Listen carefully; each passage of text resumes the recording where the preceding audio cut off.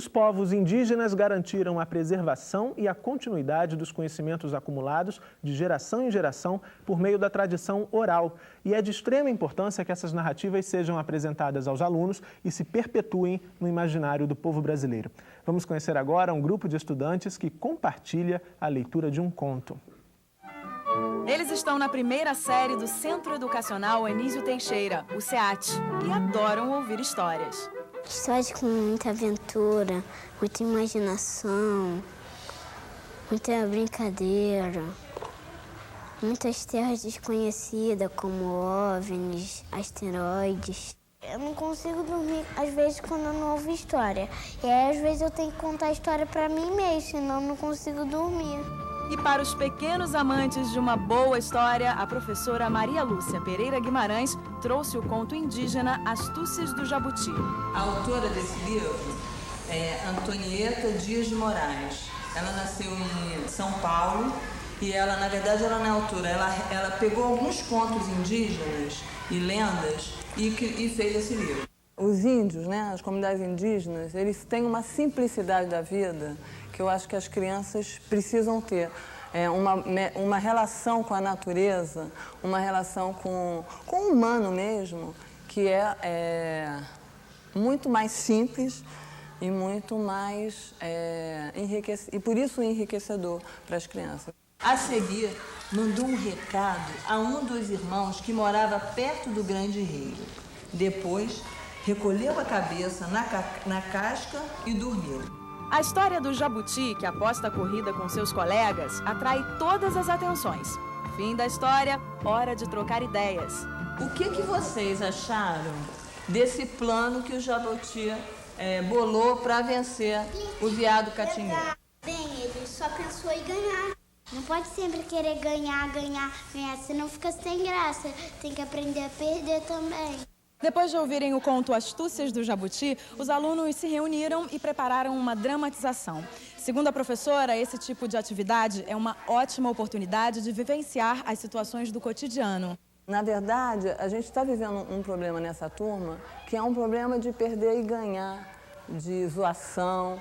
Então, quando eu li esse conto, eu achei que tinha tudo a ver você estar tratando de um assunto através de uma história.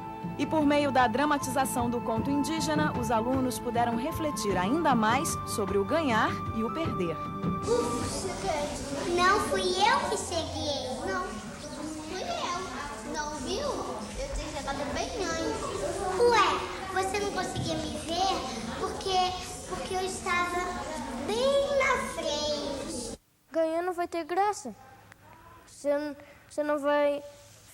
Você vai ficar festejando enquanto aquela pessoa vai ficar triste.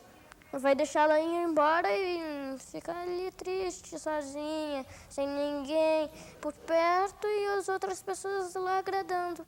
Quando a gente trapaceia, a gente não sabe o que a gente pode ser capaz de fazer. Você tem que, às vezes, ganhar e perder, porque senão não é justo pra ninguém.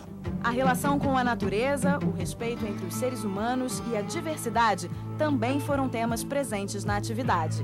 Eles utilizam muito mais as ervas, né, para fazer os remédios, que isso é uma ciência inclusive utilizada atualmente, mas menosprezada a fonte disso, né? Porque, na verdade, a gente vive uma cultura de menosprezo das comunidades indígenas, como se fossem inferiores, né? Mas, na verdade, a gente herdou muito disso.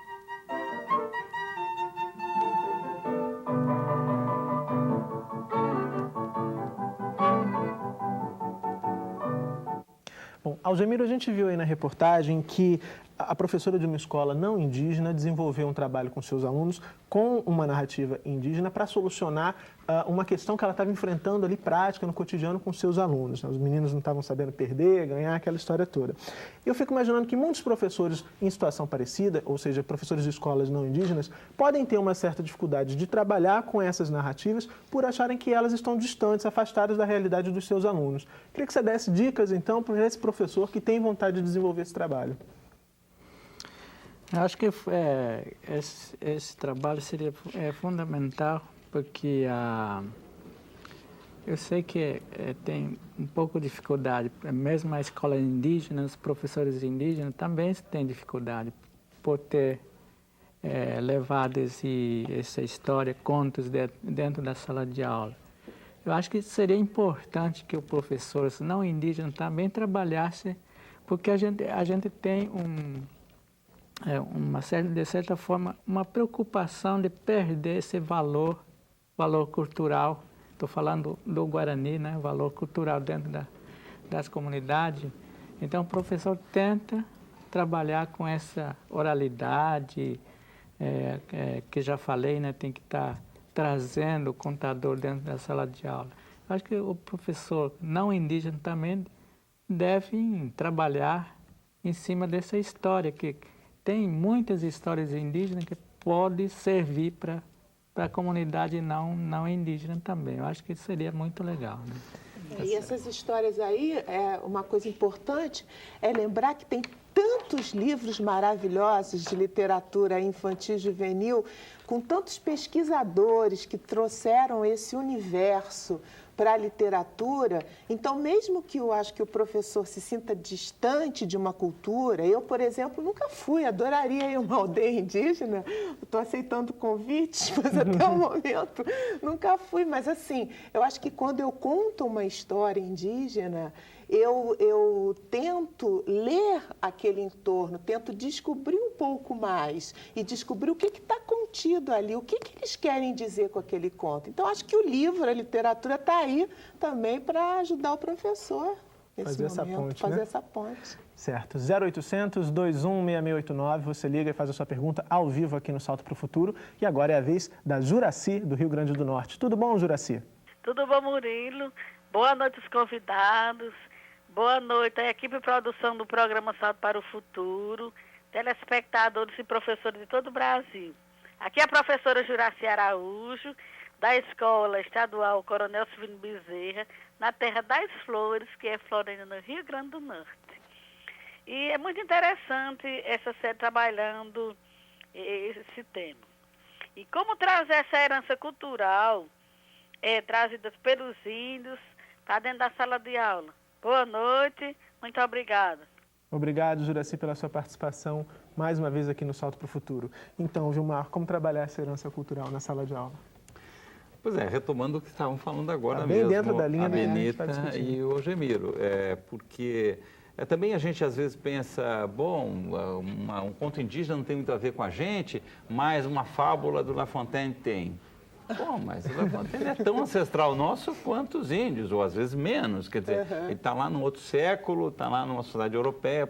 Nós somos uma confluência de tradições europeias, africanas, indígenas, etc.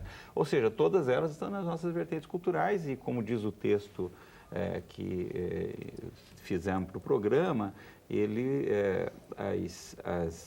nas comunidades, na nossa vida aí por aí, Brasil afora, quantos de nós não ouviu de um avô a história da onça com o jabuti, da onça e o macaco, a aposta da onça com o tamanduá, etc. A gente ouviu em casa, a gente ouviu na nossa família, sem ser o meu avô índio, foi um avô não índio, né?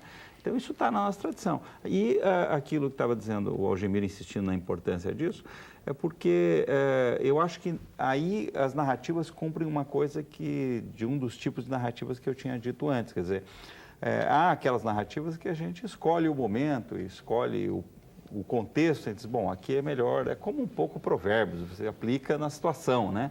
E o bom narrador, às vezes, ele não só escolhe a melhor história, como quando as histórias permitem, quando não são histórias sagradas, que você tem que contar exatamente como foram contadas, mas quando a história dá ao narrador aquele direito, por ser narrador, por ser contador, de fazer as pessoas entender melhor o sentido da história, ele faz todas as adaptações, os acréscimos necessários, que não são fugir da verdade da história, que não são infidelidade à história.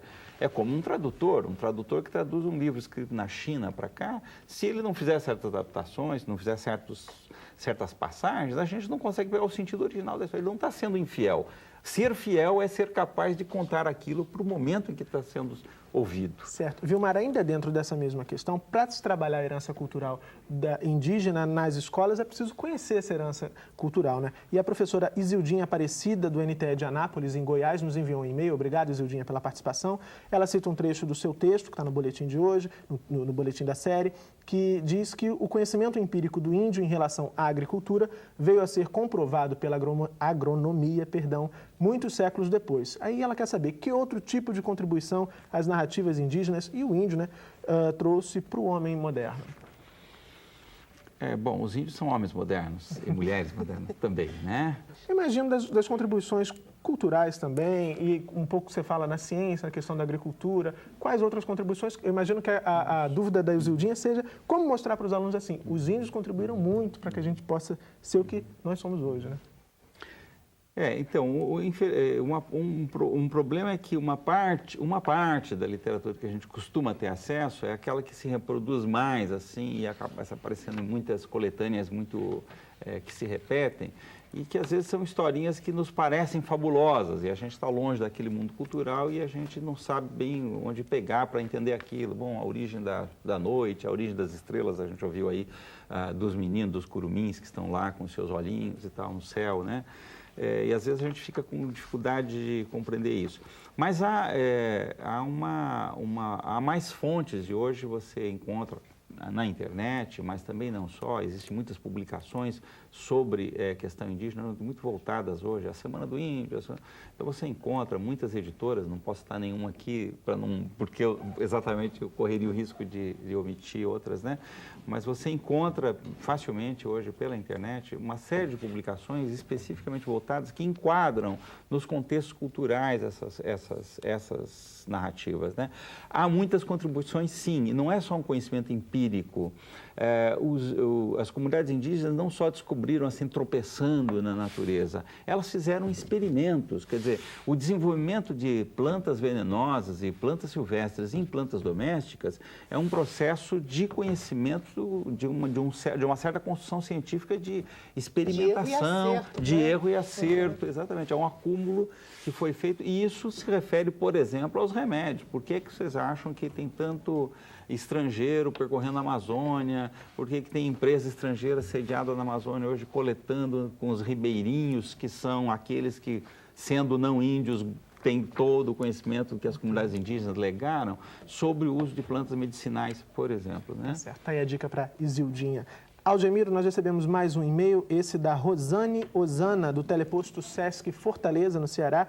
Obrigado, Rosana. Obrigado também à orientadora de aprendizagem, Tamara Bezerra, pelo e-mail, pela participação. E elas querem saber, Algemiro, como um narrador de histórias é reconhecido numa comunidade indígena? Olha, é reconhecido pelas famílias, né? Em primeiro lugar, que esse narrador mora numa família, que geralmente parentesco escolhe e reconhece como narrador. Aí apresenta na comunidade. Então, tudo é reconhecido por todo mundo. Eu acho que cada família, cada seu grupinho de família parentesco tem seu narrador, outro que conta a história, outro conta contos, lendas, e eu acho que assim por diante vai rodando, né? Então a gente não tem também nome específico, mas tem dentro da comunidade que gosta de contar, gosta de fazer esse por exemplo, contava muito pelas comunidades, para todo mundo entender e, de certa forma, tem contos para os meninos, tem contos para meninas, tudo é separadinho, né?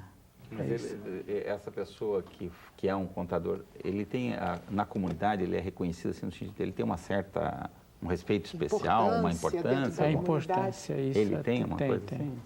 As pessoas falam, eu quero ouvir história com o seu fulano. Será que tem isso? Tem sim. Eu queria que você falasse também da importância dos mais velhos, dos índios mais velhos, para a manutenção dessas histórias, dessas narrativas, e para que os mais novos tomem conhecimento delas, né? Eu já falei um pouco, porque para os Guarani, em diversos indígenas, né, que é o mais velho, mais importante da comunidade, que nele que tem a sabedoria, tem contos, lendas e tudo. Então a gente valoriza muito esses mais velhos dentro da comunidade. Por isso que já falei que a gente levamos na escola, na sala de aula, para eles contar assim, sem escrita, sem livro. Então as comunidades adoram. E os alunos, né? Principalmente os alunos. Então a gente respeita muito os mais velhos, né? Que geralmente vem a sabedoria, os contos, lendas do mais velho, né? Uhum. E os professores aprendem com o mais velho. Benita, e para o contador de histórias, pensando aí no papel desse contador, desse narrador, o que exige o fato de trabalhar com narrativas que são muito fortes na cultura oral? O que exige desse narrador? O fato dele não ter aquele registro escrito dessas histórias, dessas narrativas? Eu acho que exige do narrador um sentido grande de investigação.